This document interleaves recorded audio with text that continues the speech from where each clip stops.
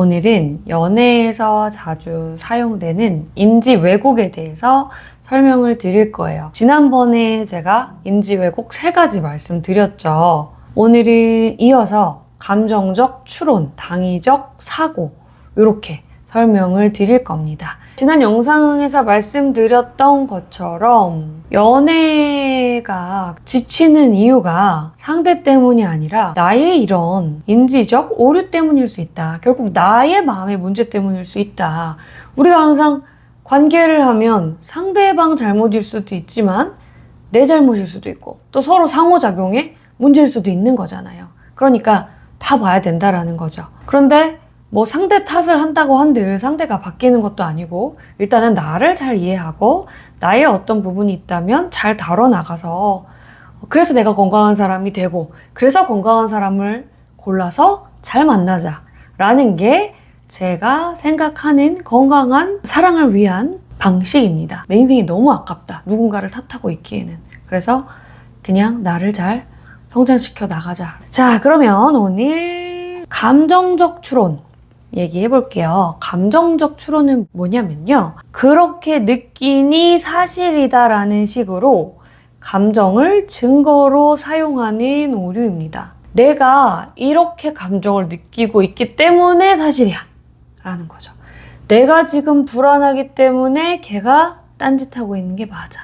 내가 지금 너무 외롭기 때문에 상대방이 나를 사랑하지 않는 게 분명해 라는 감정에 기반한 사실 추론이지요. 그러니까 물론 이 정서가 말해주는 것들이 굉장히 많이 있어요. 우리가 직감이라고도 하고요. 절대 그것을 제가 부정하는 것은 아닙니다. 그리고 감정을 굉장히 중요하게 생각하는 사람인데 문제는 뭐냐면 이 정서적 단서에 과도한 가중치를 부여를 자꾸만 한다라는 거예요. 우리가 어떤 주장, 가설을 설정할 때는 그러니까 내 느낌이 그래 라는 감정적인 단서도 있겠지만 실제로 어떤 다른 단서들이 있고 그 단서를 통합해서 어떤 가설을 올리는 거잖아요, 위로. 이럴 가능성이 높다라고요. 근데 이 감정적인 단서에 굉장히 가점을 많이 부여를 해주는 거예요. 그런데 사실 어때요? 모든 감정은 타당하죠. 그런데 감정이 타당하다고 해서 그 감정과 관련된 사실이 타당한 건 아니거든요.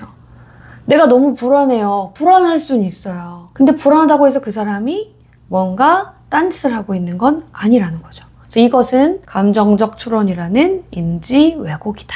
그래서 이 감정적 추론을 줄이기 위해서는 감정이라는 것도 어떤 직감적인 하나의 유효한 신호로 볼 수 있지만 이것이 충분한 증거는 아니다. 그럼 다른 증거들은 뭐가 있지? 이런 식으로 생각해 보시는 연습을 하시면 좋을 것 같아요. 그리고 이 감정으로 인해서 어떤 것들이 사실이라는 생각이 들 때 이 감정이 드는 다른 이유는 없나?에 대해서 계속 생각을 해보시는 거죠. 나는 원래 불안도가 높으니까 불안할 수 있지. 나 예전에 이런 상황 겪은 적 있으니까 실제로 그 사람이 사랑이 식은 게 아닐지라도 나는 불안할 수 있지. 나는 어렸을 때 애착관계가 불안했고 항상 버림받을까 봐 두려웠으니까 실제로 그 사람이 날 버리는 상황이 아닐지라도 내가 불안할 수 있지. 이런 식으로 다양한 가설을 설정해서 생각해보는. 그러면은 내 마음이 불안도가 살짝 줄어들면서 안정을 찾을 수가 있게 됩니다. 자, 마지막 5번째로 당위적 사고인데요. 당위적 사고는 그러니까 나만의 어떤 규범이 있는 거예요. 뭐뭐 해야 돼, 뭐뭐 하지 말아야 돼. 이런 사고가 내 안에 되게 많고 그것을 기준으로 평가하고 처벌하는 인지적인 오류를 의미합니다. 이 당위적 사고를 많이 쓰는 사람들이 많아요. 완벽주의적인 성향일 수 있고 어렸을 때 뭔가 부모한테 그런 식의 교육을 받았을 수도 있고 뭐 여러 가지 가설이 있습니다. 여러 가지 가능성이 있고 여러 가지 요인들이 있을 수 있는데 어쨌든 내 안에 should, have to, must 이런 것들이 되게 많다는 거예요. 그러니까 사람이 되게 어떻게 돼요?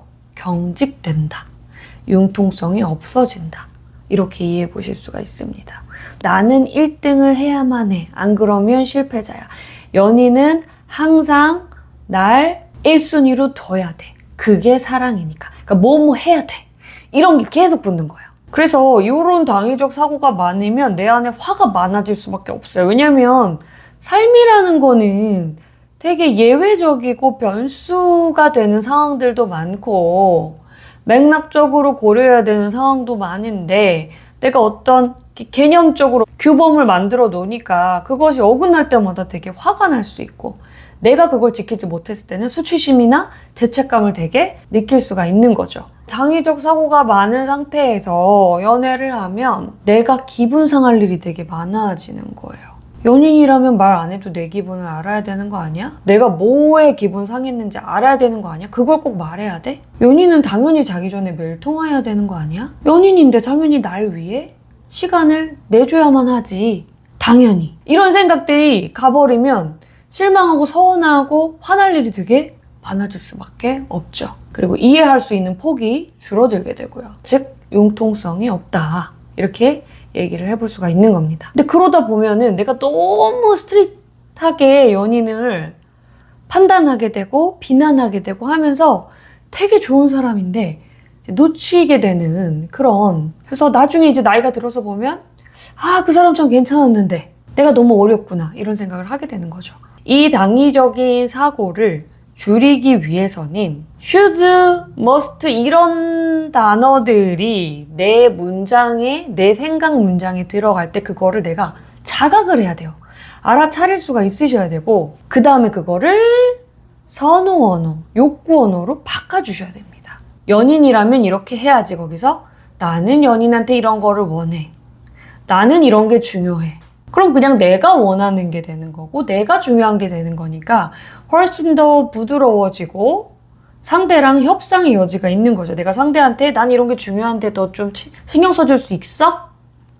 그러면 상대도 아, 내 연인이 이런 걸 중요시 하는구나 라고 충분히 그것을 들어줄 여지가 높아질 것이고 이런 식으로 조율해 나갈 수 있는 거죠. 자, 이렇게 해서 5가지 연애에서 발생할 수 있는 인지적 왜곡들 같이 얘기해보고 이 인지적 왜곡들을 줄이기 위한 방법까지도 같이 얘기해봤습니다. 그래서 1부, 2부 같이 봐보시면 도움이 정말 많이 되실 거라고 생각을 합니다. 마지막으로 제가 연애 강의를 오픈했으니까요. 연애를 좀 건강하게 잘해보고 싶고 사랑을 통해서 성장하고 싶고 그래서 내 인생 한번 행복하게 동반자랑 잘 살아보겠다 하시는 분들은 고정 댓글 참고해 주시면 되겠습니다. 네, 오늘도 감사합니다.